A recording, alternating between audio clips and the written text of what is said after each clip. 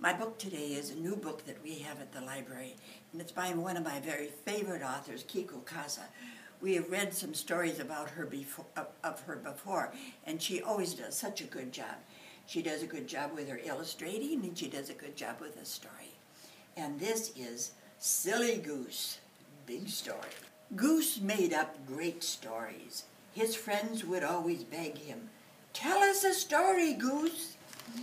Well, one day, Goose said, "Well, once upon a time, there were some fierce pirates, and soon they were sailing the 7 seas together, looking for treasures, and Goose was the captain, the fiercest of all."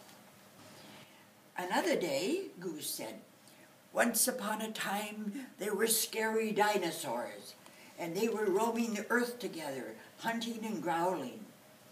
And naturally, Goose was T-Rex, the scariest of all. Then another day, Goose said, "Once upon a time there was a mighty king, and soon the guys were marching through the towns and the hills together, conquering the world. And who got to play the king, the mightiest of all? Why, Goose, of course." "Wait a minute, Goose," said Beaver. "You always play the hero. Why can't we take turns?" "Yeah," said Porcupine. "I'd like to be the hero sometime." "Me too," said Squirrel. "No way," said Goose. "I always play the hero. Come on, keep marching." "That's selfish," said his friends. But Goose wouldn't give in. "They're my stories, so I'm the hero," he insisted. And they were so busy arguing, they didn't even notice that someone was listening. And suddenly the big wolf shouted, "Hello, lunch!" They all screamed and ran, but poor Goose tripped on his royal cape, and Wolf scooped him up in an instant. "Oh, so you're the hero, eh?" Wolf chuckled. "More like a hero sandwich to me." Goose was in big trouble. He had to think fast. And finally he had an idea.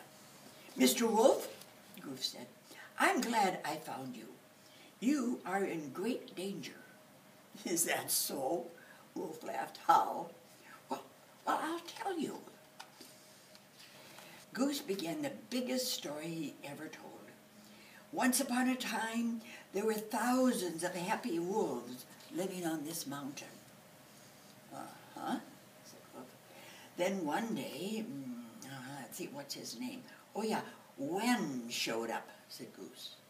"Wem? Who's that?"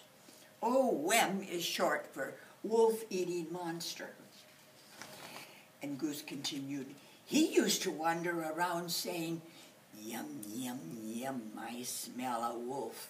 And when he found one, he just popped it into his mouth just like a peanut." "You're lying," said Wolf. But he did look worried. "It's true, Mr. Wolf," said Goose. "Do you see thousands of wolves here? This is the worst part. Wem is back." And the tree started to shake, and they heard loud footsteps in the distance. "What's that?" said Wolf. And soon spikes of hair appeared above the treetops. "It couldn't be," said Wolf. And then a deep voice bellowed, "Yum, yum, I smell a wolf." "It is Wem," cried Wolf, and he dropped Goose like a hot potato, and he took off running, and he never looked back. "Phew," said Goose, relieved, but not for long, because something big was coming his way, and it was getting closer and closer. And then, from behind the trees, there came his ferocious-looking friends. "Yum, yum, I smell a wolf," they were growling together. And Goose sighed with relief. "Oh, you guys, you're Wem?" "Yep, I shook the trees," said Squirrel. "And the footsteps were me, slapping my tail," said Beaver. "I was Wem's hair," said Porcupine. "Hey, You know what? Beaver shouted suddenly. We finally got to play the heroes. Play the heroes? Cried Goose. You are the heroes. You saved me. Tell us another story, Goose, the friends begged as they walked home. Okay, I got a good one, said Goose.